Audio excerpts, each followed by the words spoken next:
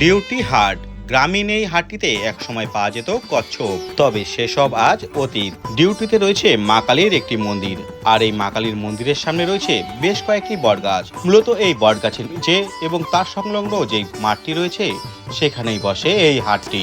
মালদা জেলার বাউনগ্লা ব্লকের চাঁদপুর গ্রাম পঞ্চায়েতের অধীনে ডিউটি, আর এই ডিউটিতে বসে এই হাটটি। পরন্ত বিকেলে মাত্র 2-3 ঘন্টার জন্যই বসে এই হাটটি। দোকানিরা সাজাচ্ছেন তাদের দোকানগুলি। এই মাসিমা দোকান খোলার আগে প্রণাম সেরে নিচ্ছে দোকানের। দোকান ছোট হোক বা বড়, রুজি রোজগারের এই দোকানই দোকানিদের কাছে মন্দির স্বরূপ। দূরের দোকানের সঙ্গে সঙ্গে কাছের দোকানিরাও আসে তাদের উৎপাদিত ফসল নিয়ে। এই হাটটির অদূরে রয়েছে শিলটানি ঘাট।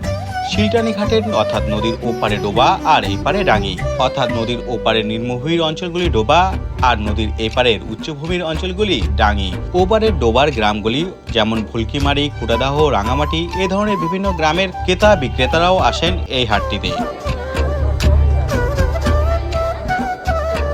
স্থানীয় মাছ বিক্রেতারা নিয়ে আসে স্থানীয় পুকুর, নদী থেকে ধরে নিয়ে আসা মাছ।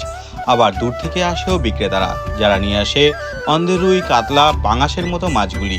পূর্বে একসময় এই হাটে পাওয়া যেত কচ্ছপ, তবে এখন সেটি আইনত অবৈধ হয়, সেটি আর পাওয়া যায় না। বেলা বাড়ার সাথে সাথে বাড়ছে মানুষের আনাগোনা। দূরের বিস্তীর্ণ মাঠের ওপারের গ্রামগুলো থেকেও মেঠো পথ পেরিয়ে আসছেন ক্রেতারা। প্রতি বৃহস্পতি এবং রবিবার দিন বসে এই হাটটি।